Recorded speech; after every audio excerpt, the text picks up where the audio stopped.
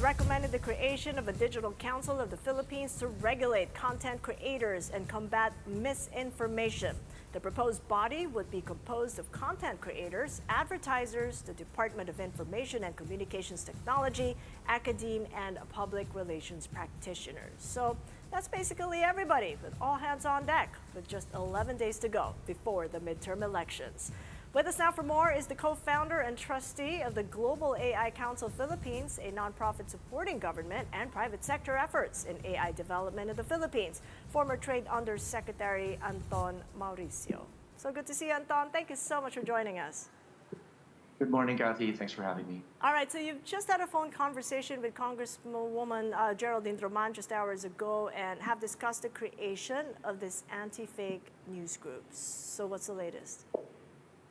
Yes, so the direction of the government is not to create an agency that will be viewed as censorship of media. It is meant to basically prevent abuses via fake news on social media, which affects our lives, from fraud to scams to even politically related matters, such as the coming election. The direction of the government is simply to try to regulate the actors or stakeholders in the ecosystem of social media so that fake news is prevented.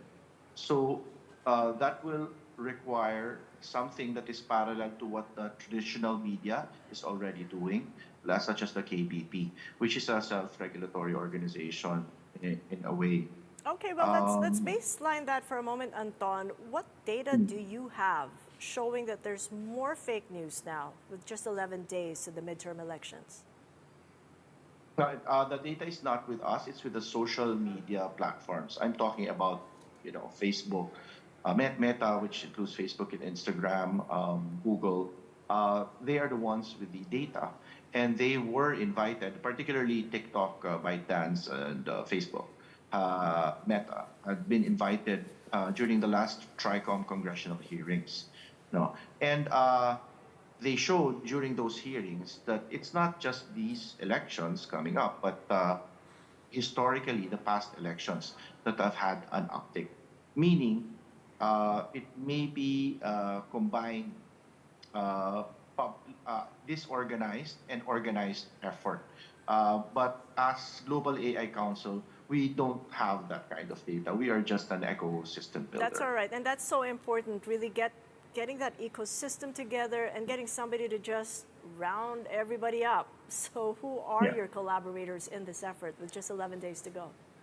Yeah, so to continue, we are working closely with the government. But the government, spearheaded in Congress by Congressman Geraldine Roman and DICT under Secretary Andy Aguda.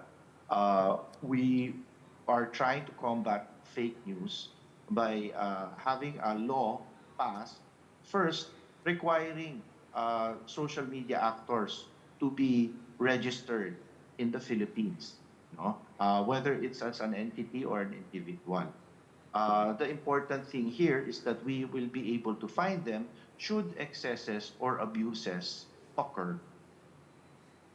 I know that you drew something last night, and I really appreciate it because this is the first time the folks are going to see the sort of a process flow that you wanted to present to all the stakeholders of this anti-fake news group. So let's have a look at that. You could understand your handwriting if you take us through. Oh my God. This is really raw. It's quite detailed, but I know that we're gonna get to somewhere, and we gotta get this done in 11 days. So take us through it. So the idea here is to be able to identify the source of the information and where the news is coming from. So it's either real news or fake news. In order for this to work, there has to be a process where we can make the airing actors liable. And that's what we are discussing with government.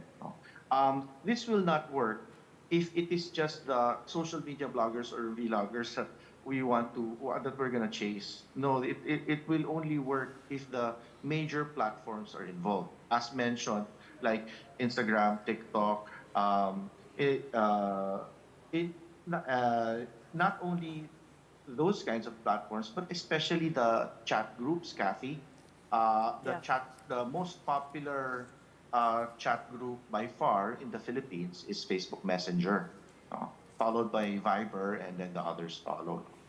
So what a lot of fake news actually spreads by putting it on the chat group, linking it to the platforms like Instagram and Facebook and TikTok.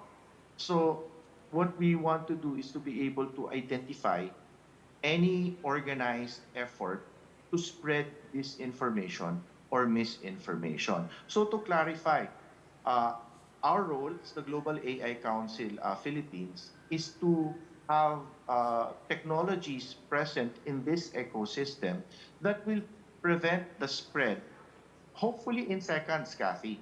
Right.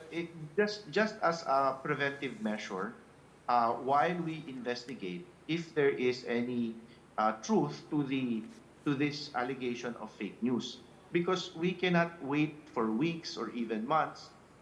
By the time the damage has already been done, That's you true. And know. we got So 11 days to go, and that process flow, I'm sure you will refine together with all the stakeholders involved.